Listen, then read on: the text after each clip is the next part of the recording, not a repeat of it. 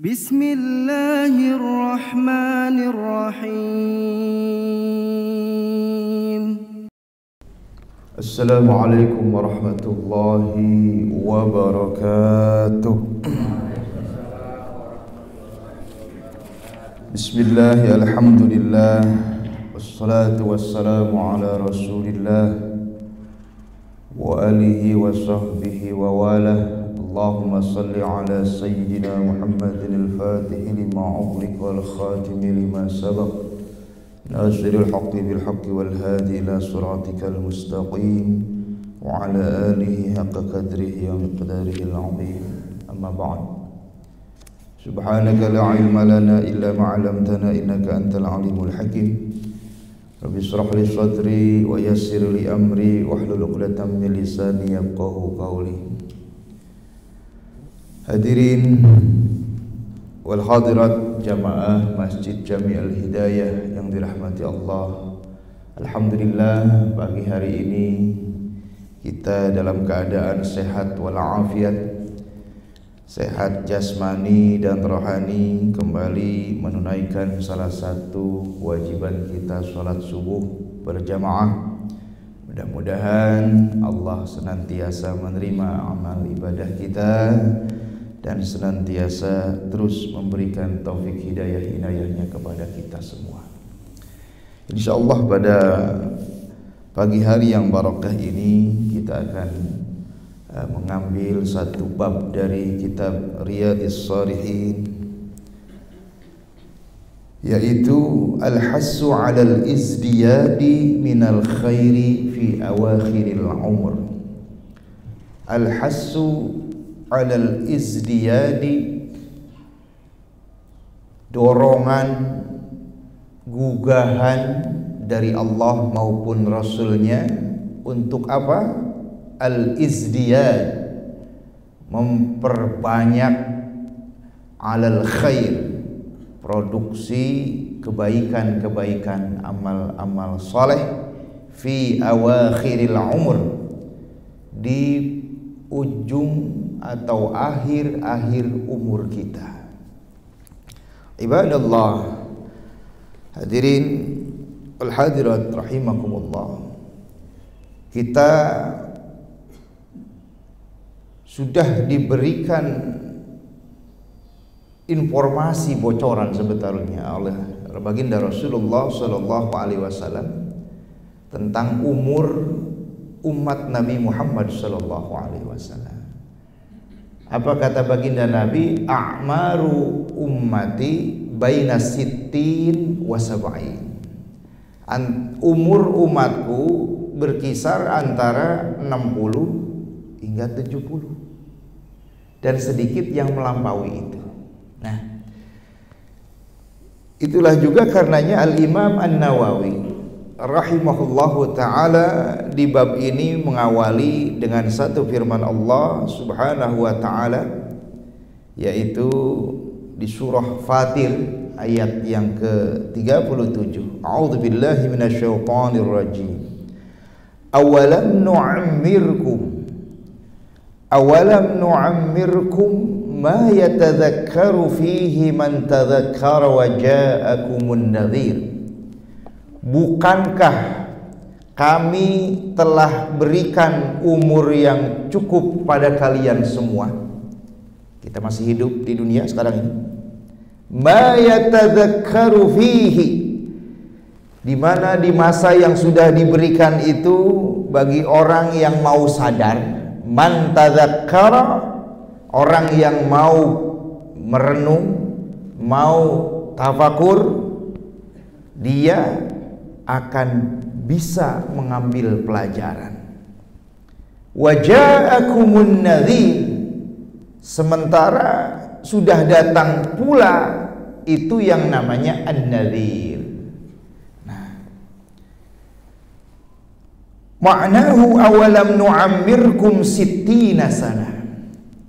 Lalu di sini dijelaskan menurut musannif An-Nawawi rahimahullah bahwa kami sudah memberikan kesempatan umur khususnya bagi orang yang sittina sana, 60 tahun. 60 tahun ya. Wa fi riwayatin 40 sanah atau 40 tahun. Orang kalau sudah dikasih usia 40 tahun berarti ini sudah diberikan anugerah yang sangat besar sekali. Wa qila ma'nahu 18 sanah. Yang ketiga, sudah diberikan sampai hidup hingga mencapai masa balik. Balik 18 tahun atau 15 tahun. Nah, sehingga para ulama salafus saleh seperti Al-Imam Malik rahimahullahu ta'ala bahwasanya mereka menukil dari sahabat Ibnu Abbas radhiyallahu an wa naqalu anna ahlal Madinah kanu idza balagu ahaduhum 40 sana tafarraga lil ibadah, bahwa orang-orang dahulu kalau sudah 40 tahun itu lebih konsen pada ibadah. Tafarraga lil ibadah, tarakul mulah mukhalatah washtaghalu bil ibadah. Mereka tinggalkan yang namanya pergaulan yang enggak karuan, pergaulan yang tidak ada manfaatnya. Sampai kapan? Hatta ya'tiyahumul maut, sambil menunggu datangnya kematian. Nah. Bahkan Al-Imamu Asy-Syafi'i ketika usia 40 tahun beliau sudah memegang tongkat. Lalu ketika ditanya, mengapa Anda memegang tongkat kalau berjalan? Li'udzakkira nafsi, untuk mengingatkan diriku bahwa aku adalah seorang inni musafir. Aku adalah seorang yang sedang meniti jalan, menempuh seperti layaknya musafir. Dan tinggal yang tersisa, tinggal sedikit daripada yang sudah dilewati. Itulah karenanya usia 40 ini usia kematangan.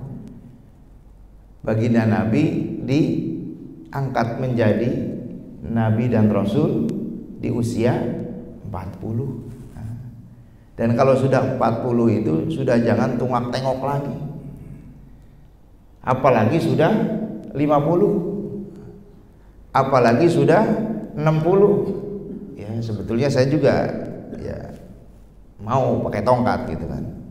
Cuma nanti dikiranya waduh, udah stroke katanya Romo gitu ya.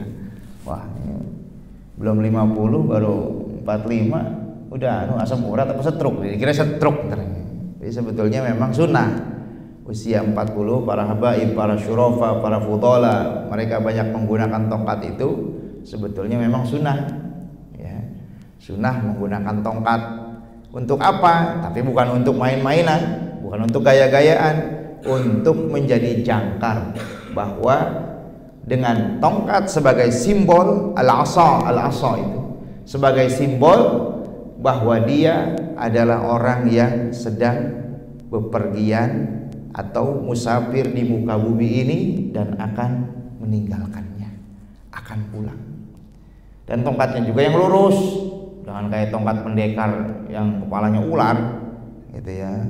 Untuk memberikan kesan apa? Tongkat ini adalah sebagai satu lambang bahwa kalau sudah 40 tahun ke atas harus punya pegangan. Jangan tidak punya pegangan.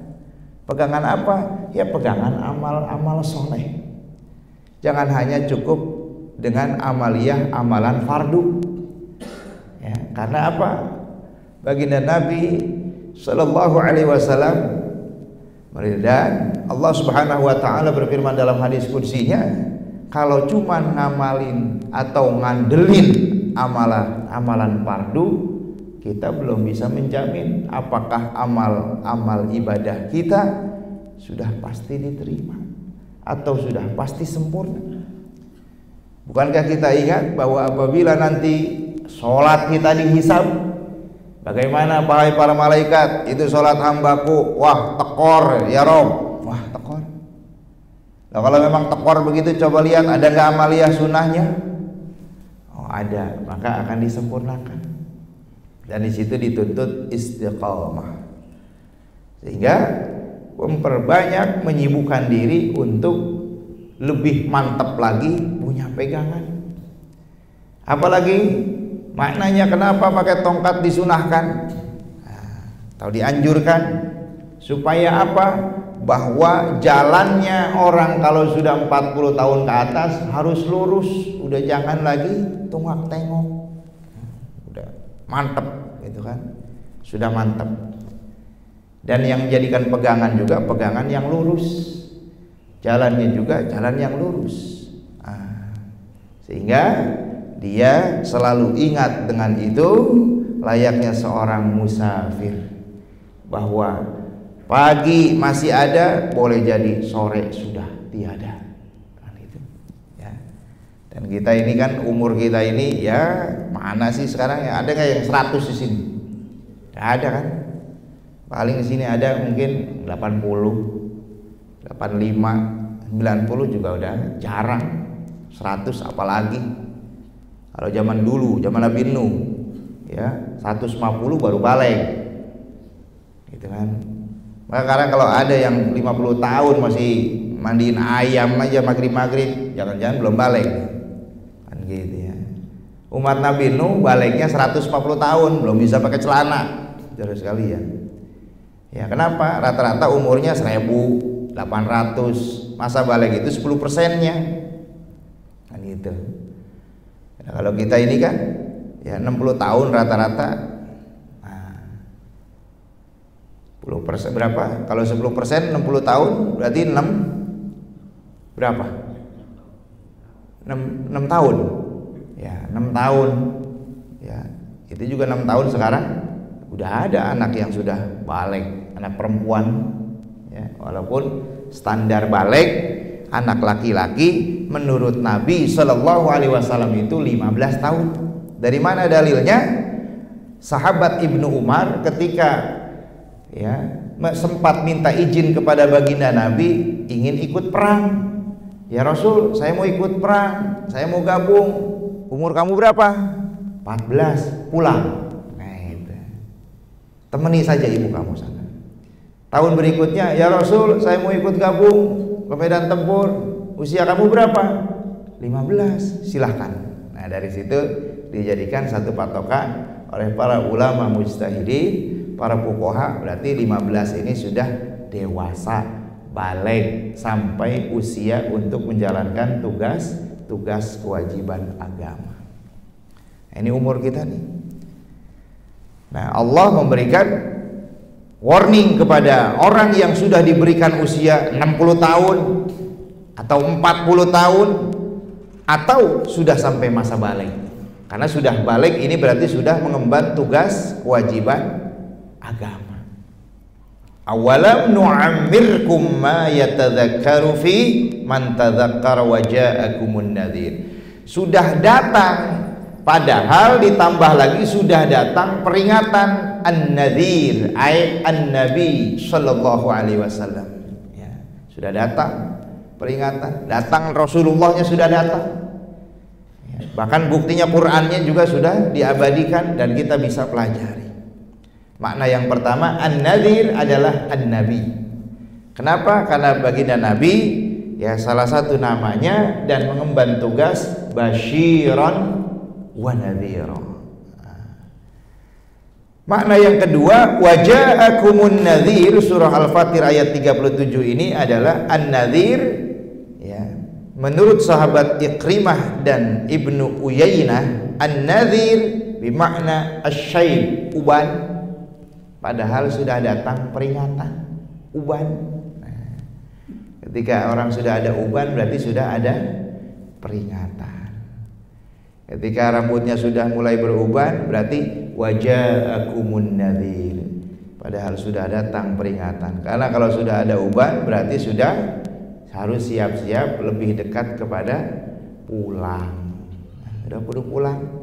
Ya.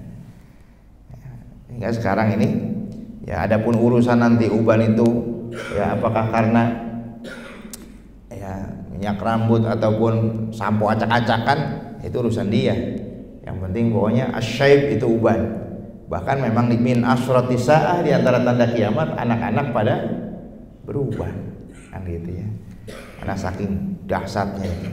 Nah, oleh karenanya ya ibadallah, maka ya, umur ini satu anugerah dan yang Allah berikan merupakan kesempatan, dan yang sangat mungkin kita dengar, bahkan kita juga sering membaca, dan memang itu hadis dari sahabat Anas bin Malik radhiyallahu an yang diriwayatkan oleh Imam Ahmad dalam kitab Musnadnya, doa yang sangat terkenal, lebih-lebih kita sekarang ini ya di bulan Rajab, bahkan di penghujung Rajab gitu ya, di penghujung Rajab. Nah, kita diajarkan, bahkan Nabi mencontohkan memohon keberkahan di bulan Rajab, di bulan Sya'ban, dan memohon kepada Allah agar bisa disampaikan umur hingga ke bulan Ramadan. Nah, dan itu para salafus soleh mereka selalu memohon itu. Kenapa? Ketika seorang mendapatkan Ramadan, berarti dia mendapatkan kesempatan kelipatan dalam pandangan dan ya kalkulasi nanti bagian dia di akhirat. Jika kita akumulasikan, andai saja orang usianya 50 tahun 50 tahun diambil sebelum balik 15 tahun, 55 tahun lah biar gampang hitungnya, 65. Andai orang usia wafatnya 65 tahun diambil sebelum balik yaitu 15, berarti tinggal 50 tahun. Muslim, mukmin, taat dia, dan dia bertemu Ramadan berarti 50 kali. Bertemu Ramadan 50 kali. Di dalam Ramadan Allah sudah siapkan untuk umat baginda Nabi di akhir zaman seperti kita dikenal dengan Lailatul Qadar. Yang kalau dengan perkalian 1000 bulan itu dengan rumus yang paling standar, katakanlah 80 tahun. 80 tahun. Berarti 50 dikali 80. Berapa? 4.000 tahun. Hidup di dunia 65 tahun, 65 tahun, tapi dia di akhirat dihitung ibadah 4.000 tahun. Inilah khususiyatan li ummati Rasulillah sallallahu alaihi wasallam. Ya, spesial untuk umat Nabi Muhammad dengan adanya Lailatul Qadar. Itulah kenapa wa ballighna Ramadan. Ya Allah, sampaikan kami biar bisa ketemu bulan Ramadan. Karena dengan ketemu bulan Ramadan punya kesempatan Lailatul Qadar, dengan Lailatul Qadar punya kesempatan menambah 80 tahun. Itu kalau hitungan baku 8 paling standar 80 tahun, 83 tahun atau 84 tahun kan. Sebenarnya bukan 84 tahun, lebih dari itu. Unlimited. Dalam tafsir Abu Hayyan di tafsir Al-Bahrul Muhit mengartikan 1000 bulan dengan 84 atau 83 tahun itu terlalu sempit dan terlalu membatasi rahmat Allah Subhanahu wa taala. Mengapa? Al-Qur'anul Karim diturunkan kepada bangsa Arab di saat itu nominal pecahan yang paling tinggi yang baru dikenal hanya sampai pada ribuan. Andai masyarakat saat itu sudah mengenal miliaran, sekarang kita kenal berapa? Di atas miliar? Triliunan. Ada lagi di atas triliun? Biliun. Ada lagi di atas biliun? Mentau ya? Tidak mustahil khairun min bilyun syahr. Lebih baik daripada 1 biliun bulan. 1 biliun bulan berapa tahun? Uyang-uyang ya kan, nah, rahmat Allah luas. Rahmat Allah luas. Kenapa sampai banyak begitu? Masa iya? Loh, jangan masa iya. Kita harus balikan lagi pertanyaannya. Memang kita di akhirat mau 1000 tahun? Memang di akhirat ada hitungan angka? Memang di akhirat ada jutaan tahun? Lah, khalidina fiha abada, kan diulang-ulang dalam Al-Quran. Unlimited. Unlimited. Kalau kuota data unlimited namanya doang, tapi buras-buras juga. Sebulan habis kudu ngisi, nama doang unlimited. Kalau Al-Quran unlimitednya asli. Khalidina fiha abada, selama-lamanya. Nah, kalau sudah selama-lamanya bidunil adad, tanpa bilangan lagi. Jadi angka-angka yang ada dalam Al-Quran ini sebagai angka-angka yang bisa terjangkau oleh otak dan akal pikiran manusia. Coba kita lihat. Dalam Al-Quran menggunakan banyak angka 7. 7 lapis langit, 7 lapis bumi, 7 langit, 7 langit, atau hari yang 7. Sekarang hari Sabtu. Oke. Jumlah hari yang kita tahu adalah 7 hari. Sekarang hari Sabtu. Jika ditanyakan Sabtu yang keberapa sejak zaman Nabi Adam, tidak ada profesor yang bisa menjawab sampai saat ini. Nama harinya 7, tapi hakikatnya hari jumlahnya berapa? Maka begitu pula langit disebut sab'a samawatin tibaqa, 7 lapis langit. Lapis pertama, lapis kedua, lapis ketiga, lapis keempat, lapis kelima, lapis keenam, lapis ketujuh. Terus udah nggak ada apa-apa lagi gitu. Miskin amat Allah.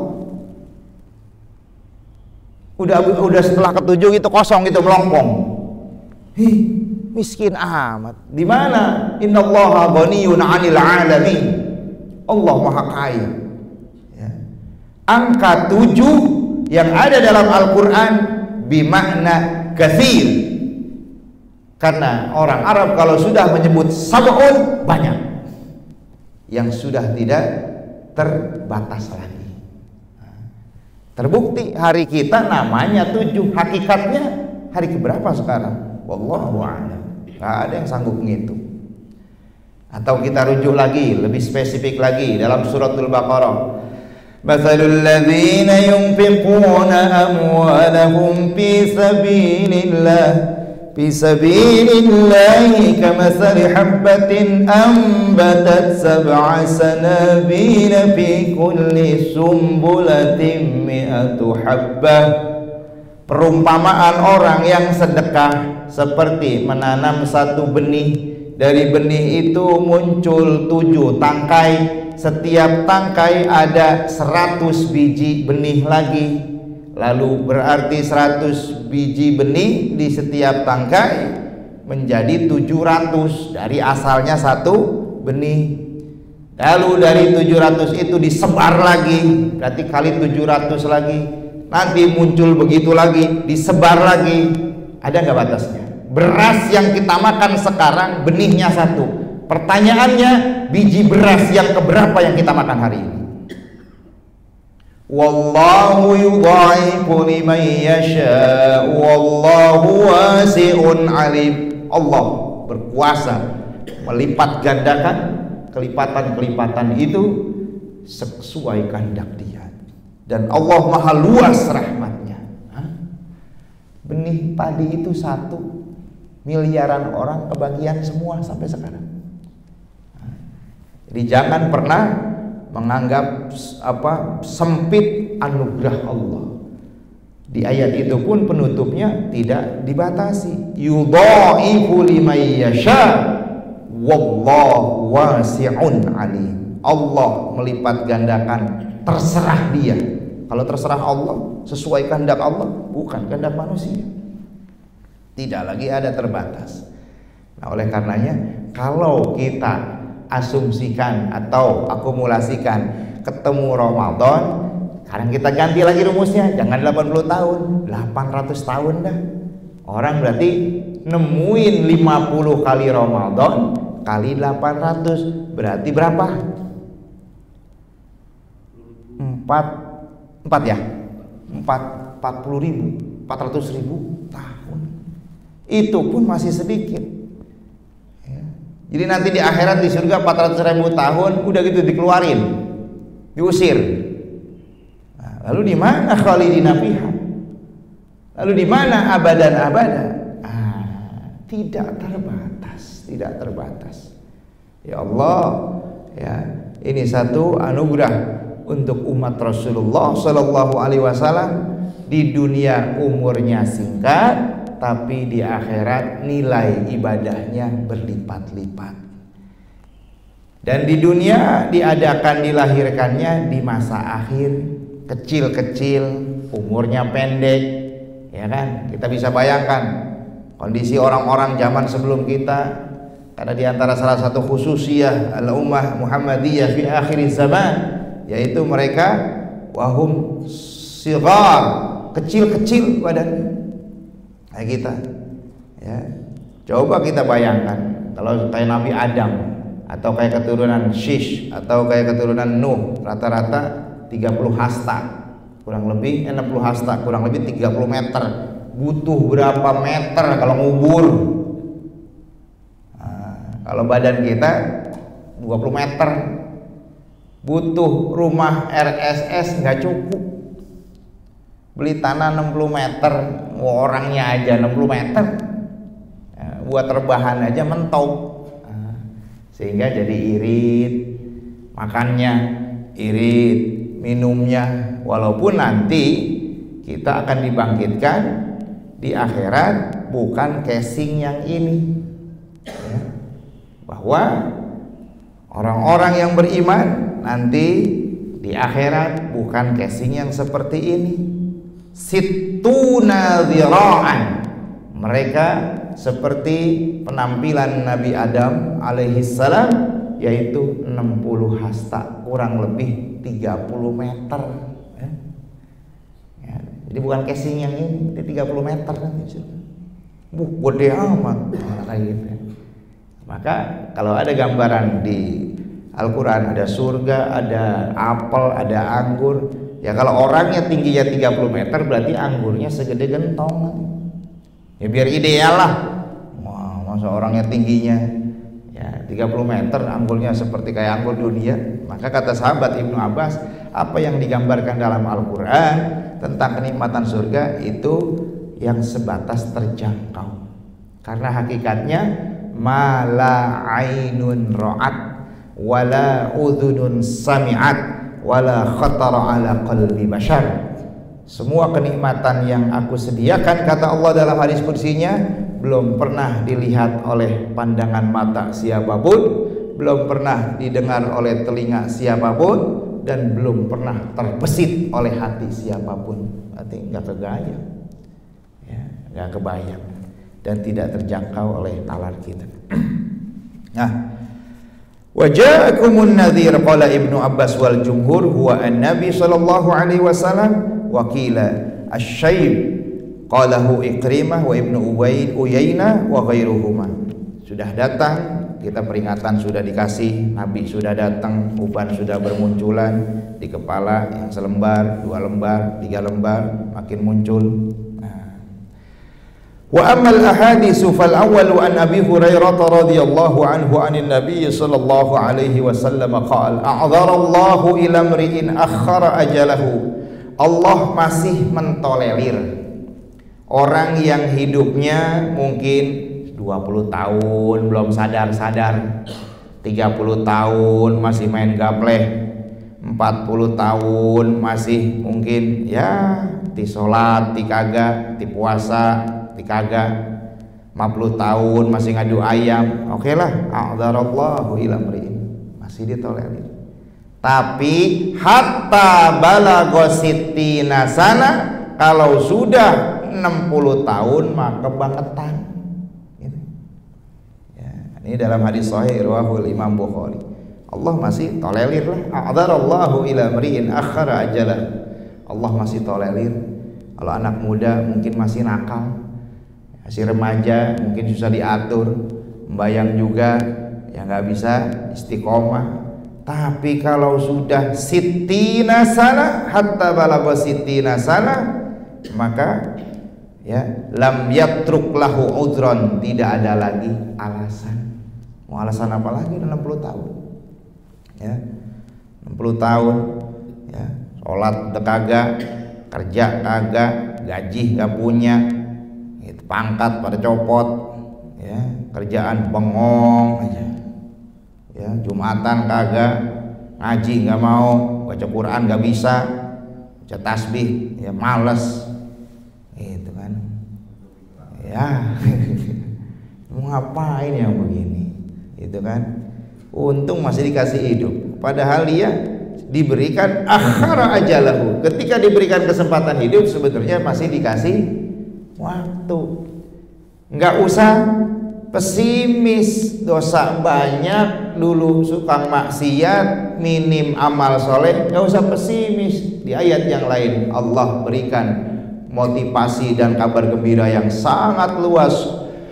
Qul ya ibadiyalladzina asrafu ala anfusihim la taqnatu min rahmatillah innallaha yaghfiru dzunuba jami'a innahu huwal ghafurur rahim. Katakan wahai Nabi Muhammad kepada hamba-hambaku yang mereka sudah melampaui batas sekalipun, mungkin sudah pernah musyrik ya, misalkan pernah musyrik sekalipun, la ba'sa, tidak apa-apa. Dosa musyrik yang tidak diampuni itu kalau ke bawah mati. Kalau kemarin tahun 2020 zaman pandemi dia misalkan jadi babi ngepet, ternyata babi ngepet sekarang sepi, udah nggak ada yang digesek-gesek lagi ya, udah berhenti ya, nggak mujak pesugihan lagi.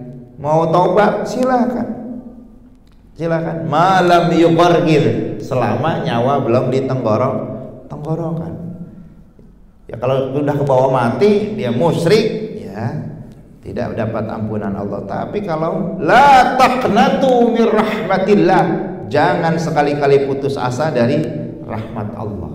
Walaupun dosa sebesar apapun, walaupun dosa sebanyak apapun, innallaha yaghfiru dzunuba jami'a. Itu gimana ya, mau sholat banyak yang nggak pada bisa bacaannya, baru nyesel kan ya, dulunya badar mudanya gitu kan, belajar malas ya, bagus lah masih ada nyesel mah gitu. Belajar yang penting-penting, belajar Fatihah yang benar, nggak usah tinggi-tinggi dulu. Sholat aja dulu benerin, bedakan mana rukun, mana sunnah, mana abad, mana hayat, mana syarat, mana rukun, mana yang batalkan, itu aja dulu ya. Karena kata Imam Al-Haramain, siapa orang yang tidak meyakini sholatnya sah atau tidak, bagaimana diterima? Rasanya bener apa kagak ini ya? Udahlah bener kali ya, bagaimana? Untuk bisa jadi bener berarti harus dikonfirmasi. Wa man lam yufarriq baina rukni wal ab'ad faqad fasada. Orang yang tidak bisa membedakan mana rukun sholat, mana sunnah sholat, hayat atau ab'adnya sholat, ini bisa rusak ibadah sholatnya. Kenapa? Nanti kacau. Yang aksesoris dia anggap inti, yang inti dianggap aksesoris gitu. Itu kan bahayanya di situ. Contoh aksesoris atau tambahan pelengkap. Baca surah itu pelengkap. Yang paling penting Fatihah kan gitu. Fatihah itu rukun. Selebihnya baca surah sunnah. Sunnahnya pun bukan sunnah abad yang kudu baca sujud sahwi, tidak. Nah itu baca surah sunnah, baca Fatihah hayat. Gerak rukun rukun, gerak rukunya rukun, bacaan subhanallahnya sunnah, aksesoris. Nggak sadar kan, nggak dibaca juga sah kan gitu ya. Seperti itu. Jadi ketika tidak bisa membedakan bainar rukni wal abad faqad fasada. Nah itu aja dulu yang dibenerin. 60 tahun 60 tahun nih belajar sholat yang benar ngaji ya udahlah Fatihah aja dulu benerin, surah-surah pendek. Nah, tuh. Kemudian namanya apa? Biar paseh. Ya, wudu biar rapi. Wudu jangan kecapak, basah doang. Gitu kan. Cuci muka, wudu. Muka doang, kaki ditinggal. Tangan doang, kepalanya ditinggal. Nah, gitu. Ini Allah masih tolerir kalau anak muda, wajar. Anak muda nakal. Nah, kalau sudah tua, udah 40, 50, 60 belum sadar-sadar, nungguin apa? Kan gitu ya. Maka sudah harus lebih konsen. Lam yatruk lahu udran id amhalahu hadhil muddah. Allah tidak akan ya kasih tolerir lagi. Kalaupun dia mengajukan alasan-alasan lantaran dia sudah mengabaikan waktu yang sudah diberikan begitu lama dan begitu banyak, yuqalu a'dhar rajul idza balagal ghayah fil 'udhr. Nah, sehingga dia sudah tidak wajar lagi mengajukan alasan-alasan. Harus lebih banyak sadarnya, harus lebih banyak ya elingnya. Udah ya, mau ngapain lagi kita? Besok juga pada mati. Ya, apalagi mati karena mah gampang. Ada yang mati ya, baru kemarin tuh nganterin paket mati, makan habis makan sayur asem mati, ya habis makan kacang ya ketelak kacang mati lah, gampang bener karena mati. Bagus lah saya bilang, makanya berdoalah biar mati gampang ya, daripada mati susah ya, mendingan mati gampang gitu kan. Habis makan mati, habis makan ketan mati kan enak itu ya. Nah, karena memang urusan kematian urusan ya yang paling goib, misterius kan gitu kan. Nah, disitulah kita tidak tahu ya. Para ulama hanya berpesan mengadopsi di antara makna hadis baginda Nabi SAW, almar'u yamutu ala ma'asya alaih. Seorang akan mati sesuai kebiasaan sehari-hari. Kalau biasa ngadu ayam, ya, hari mati ngadu ayam kan gitu. Ya, biasanya dia nyawer, mati nyawer, gitu kan. Biasanya dia nongkrong di pinggir jalan, bari bengong, ngapa-ngapain, ya, mati juga di situ, biasanya di situ. Tapi kalau biasa di masjid, ya insya Allah, ya ninggalin juga nggak jauh dari situ. Biasanya memang aktivitasnya baik, insya Allah, emang kerjanya ya pulang kantor ke rumah, kantor rumah, di sekitar itu paling meninggalnya. Itu kan nggak mungkin di Amerika ninggalnya kan gitu. Almar'u yamutu ala ma'asya alaih. Orang akan meninggal wafat tergantung kebiasaan hidupnya. Wa yub'asu ala ma yamutu alaih. Dan dia nanti akan dibangkitkan dalam keadaan sebagaimana ketika wafatnya kan gitu ya. Dan yang paling kita pegang, Allah hanya berpesan dengan wanti-wanti yang diulang-ulang oleh para khutbah likulli yaumil jum'ah, wala tamutunna illa wa antum muslimun. Dan umur ini ya ada satu hal yang unik. Pengarang kitab Riyadhus Shalihin ini sangat berkah. Umurnya berapa? 45 tahun. 45 tahun. Ya, bahkan belum sempat kawin. Gak punya anak, gak punya keturunan. Kawin aja belum sempat. Dia punya arba'in yang sangat terkenal, An-Nawawi. Dia punya kitab Minhajut Thalibin fikihnya. Ya. Dia juga punya kitab Al-Adhkar, An-Nawawi Al-Adhkar. Ya. Dia juga punya kitab Riyadhus Shalihin. Dia juga punya kitab ya Hadis Tarikh Warruwah dan kitab-kitab ya Mustalahul Hadis maupun kaidah-kaidah, dan bisa juga kita temukan karyanya yang paling ya spektakuler itu Al-Majmu' Syarah Al-Muhadzab. Usianya 40 tahun. Sehingga Al-Arif billah Syekh Ahmad bin Abdul Karim yang terkenal dengan nama Ibnu Atha'illah As-Sakandari sempat berkata dalam hikamnya, berapa banyak orang yang umurnya singkat tetapi jembar, dan berapa banyak orang yang umurnya panjang tapi ya umurnya doang, bilangannya doang panjang tapi manfaatnya minim. Nah, minim manfaatnya ya. Imam Syafi'i 55 tahun, Imam Ghazali 55 tahun Imam Nawawi 45 tahun. Nah, gitu ya. Jadi nggak sampai 60 tahun bahkan usianya. Nah, dari situ untuk menjadi motivasi kita, ya mungkinlah kita sudah tidak ada waktu lagi, minimal manfaat buat anak cucu atau nyontoin. Nah, gitu ya. Manfaat buat keluarga, bisa menjadi jembar ataupun bisa jadi nanti ya terkenang usianya, aktivitasnya, amaliyahnya, Masya Allah ya, sehingga pantas Nabi memberikan satu peringatan juga kepada kita ya, yaitu sebaik-baiknya orang yang mantola umruhu wa hasuna amaluhu, orang yang umurnya panjang ya, dia juga bagus perbuatan dan amal-amalnya. Sebaik-baiknya orang adalah yang umurnya panjang, memproduksi amal baiknya juga rajin. Seburuk-buruknya orang, mantola umruhu, umurnya dikasih panjang tapi nggak dipakai buat apa-apa. Nah, ini yang menjadi ya satu himbauan bagi kita, pelajaran bagi kita. Dan ini ya masyhurnya sekarang ini menurut kaul yang masyhur 27 Rajab ya. 27 Rajab ya, walaupun sebetulnya ulama para ya muarrikhin, mufassirin, muhaddisin beda-beda pendapat tentang terjadinya peristiwa Isra dan Mi'raj. Namun pendapat yang masyhur di bulan Rajab atau tanggal 27 derajat ini memang pendapat yang masyhur. Itu. Nah, tabarukan dengan bulan Rajab, apalagi sekarang di tanggal 27 Rajab, ya maka ya saya juga ingin menyinggungnya tentang, mungkin kita bertanya masalah Rajab ini ada tambahan saja gitu ya. Ada satu hal yang menarik ini di bulan Rajab ini, khususnya tentang ayat Isra dan Mi'raj. Minal masjidil harami ilal masjidil aqsa. Ini kalau kita garis bawahi dan kita renungkan, kita sah-sah aja bertanya, kenapa Nabi Isra Mi'raj tidak dari Masjidil Haram langsung ke langit? Wajar kan kita nanya kan? Kok kudu segala mampir dulu ke Masjidil Aqsa? Langsung aja dari Masjidil Haram, kenapa sih? Bang gitu kan? Buruk. Ya.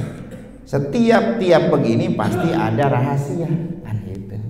Tiap apa yang memang ditempuh pasti akan ada ibrohnya. Jadi lima yang takilu minal harami ilal aqsa la mubasharatan minal harami ilal mustawa wa sidratil muntaha. Kenapa tidak langsung saja ber aja gitu kan ke langit? Ya, ternyata ya jika kita telisik lebih dalam dan kita tadaburi, banyak sekali ini pelajarannya. Sehingga dari sini bukan hanya urusan sholat. Kenapa?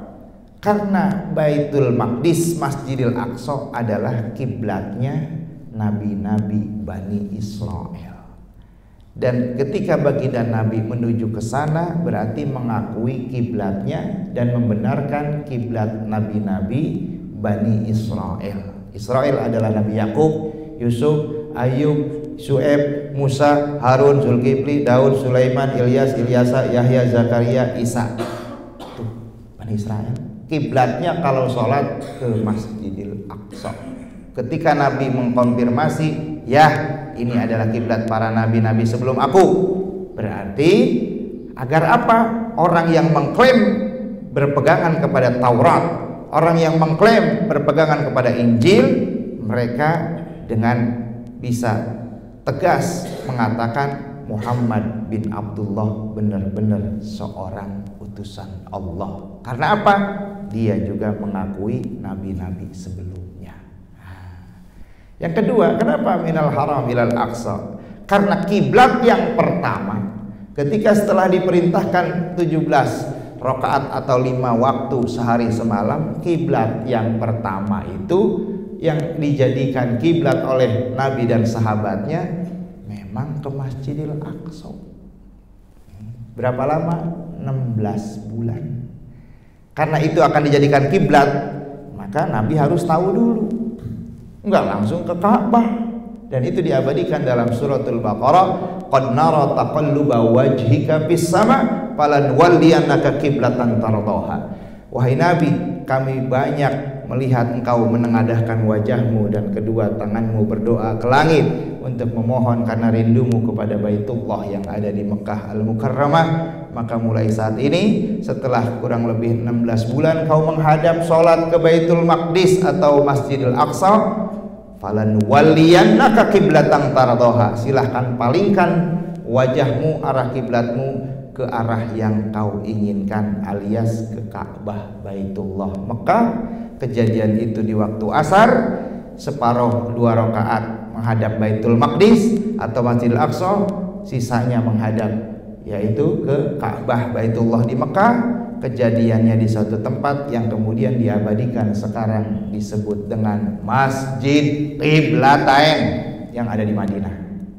Nah, kalau begitu berarti itu akan dijadikan tempat kiblat. Maka harus tahu dulu, pantas Nabi minal masjidil harami ilal masjidil aqsa. Yang ketiga, ini juga sekaligus ya menjadi satu ibrah bagi kita. Kenapa Nabi tidak langsung ke langit? Rasulullah secara kedudukan paling tinggi, secara makom paling mulia, secara derajat paling sempurna, tapi lahirnya belakangan. Kalau lahirnya belakangan berarti ada yang lebih senior, walaupun pangkatnya tinggi tapi junior secara basyariah dan lahiriahnya. Sementara nabi-nabi sebelumnya mereka walaupun pangkatnya rendah tapi senior secara basyariah lahiriahnya. Maka Nabi harus sowan, harus mau datang. Sebagai apa? Takziman wa takriman, yang muda menghormati yang lebih tua, yang lebih dulu. Di mana bumi dipijak, di situ langit dijunjung. Nah gitu. Harus datang. Supaya apa? Agar supaya nilai harmonis dan humanis antara sesama nabi semakin nampak di kalangan orang-orang yang nanti tidak ada alasan lagi untuk menolak. Supaya apa? Yang muda menghormati yang tua. Supaya apa? Silaturahim. Islam ya Rasul silaturahim. Ya, silaturahim. Nah, maka dengan begitu yang keempat sekaligus memberikan satu bingkai. Kenapa harus ke Aqsa dulu? Ini sebagai simbol hablum minan nas. Orang jangan pernah mengharap bisa naik ke langit kalau urusan muamalah hablum minan nasnya kagak beres. Orang jangan pernah bisa terbang naik ke langit dalam tanda petik doanya. Jangan pernah mengharap doanya bisa tembus ke langit kalau urusan bertetangga muamalahnya kagak beres. Bukankah mayit juga terkatung-katung almarhum kalau urusan muamalahnya ada yang masih sangkutan? Sampai Nabi kagak mau nyolatin gara-gara apa? Urusan muamalah utang. Hah? Kan gitu.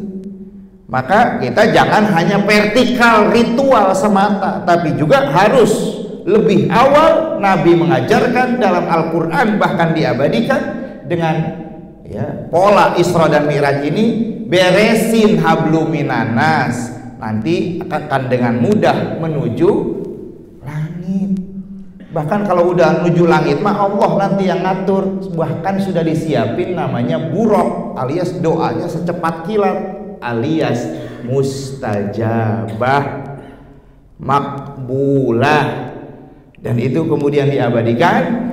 Wa minal laili fatahajjad bihi nafilatan lak asa an yab'atsaka rabbuka maqaman mahmuda. Nanti akan dibangun, diberikan kedudukan yang tinggi. Yang penting muamalah hablum minan nas beresin, akhlak benerin, perilaku lurusin, bertetangga akurin, saudara rukunin, orang tua hormatin, adek yang muda yang kecil sayangi, kakak yang lebih tua takzimi dan muliakan, hormati. Doanya mustajab. Nah, gitu. Tapi kalau cuma ritual langsung ke langit, perjalanan ke langit, hablum minallah. Ritual, action ritual. Kalau udah hablum minallah mah cepat Allah yang urus. Nah, tapi kalau hablum minan nas ini yang kita kadang-kadang banyak yang terjerat. Hingga Isra Mi'raj di antara salah satu bingkai ibroh bagi kita adalah supaya menjaga keutuhan dan kemaslahatan serta kelanggengan ya, secara protection atau secara sempurna untuk selalu menjaga hubungan harmonis dengan sesama. Jangan nafsi-nafsi, jangan masa bodoh. Harus hablum minan nasnya baik, niscaya akan mudah menggapai hablum minallah yang mudah, insyaallah. Mudah-mudahan ya, ini satu waktu yang sangat singkat dan kesempatan yang sangat berkah. Semoga ada manfaatnya. Ya, alhamdulillah saya bisa bersilaturahim dengan keluarga besar Jamaah Masjid Jami Al Hidayah di ya, Pondok Bambu ini. Ya, mudah-mudahan ya dengan kita saling doa bidoa, Allah Subhanahu wa taala memberikan kita umur yang berkah ya, sehat walafiat, dan semoga Allah juga menakdirkan kita bisa berjumpa dengan bulan suci Ramadan dalam keadaan sehat walafiat dan dalam keadaan diberikan rezeki yang berkah untuk bekal ibadah kepada Allah Subhanahu wa taala. Waktunya sudah suruk lewat ya sedikit, kurang lebihnya mohon maaf. Semoga bermanfaat. Kita tutup dengan kifaratul majlis.